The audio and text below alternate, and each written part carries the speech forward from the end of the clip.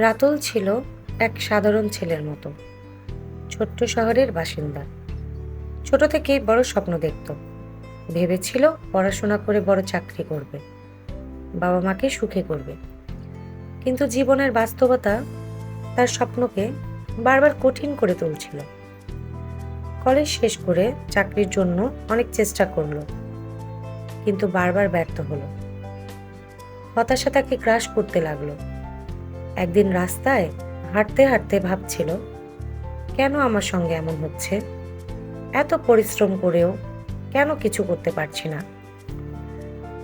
তখনই সে একজন বৃদ্ধকে দেখতে পেল, যিনি রাস্তায় পত্রিকা বিক্রি করছিলেন, কিন্তু তার মুখে ছিল শান্তির হাসি। রাতুল তার কাছে গিয়ে জানতে চাইল, কাকু, আপনি এত কষ্ট করেও হাসছেন কেন? বৃদ্ধ হাসতে হাসতে বললেন, বাবা, জীবন হলো সংগ্রামের নাম।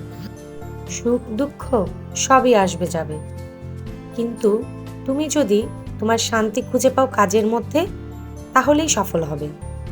রাতুল বুঝল, শুধু বড় স্বপ্ন দেখলেই হবে না, কাজকেও ভালোবাসতে হবে। জীবনের প্রতিটি ছোট্ট মুহূর্তে শান্তি খুঁজতে হবে। তাই বন্ধুরা, কোনো কাজে একবার হেরে গেলে হতাশ হওয়া যাবে না। একবার হেরে যাওয়া মানেই তুমি সেখানেই শেষ হয়ে গেলে, তা কিন্তু নয়। কোনো কাজই ছোট না। সততার সাথে যে কোনো কাজ মন দিয়ে করলে দেখবে একদিন তুমি ঠিকই ঘুরে দাঁড়িয়েছ।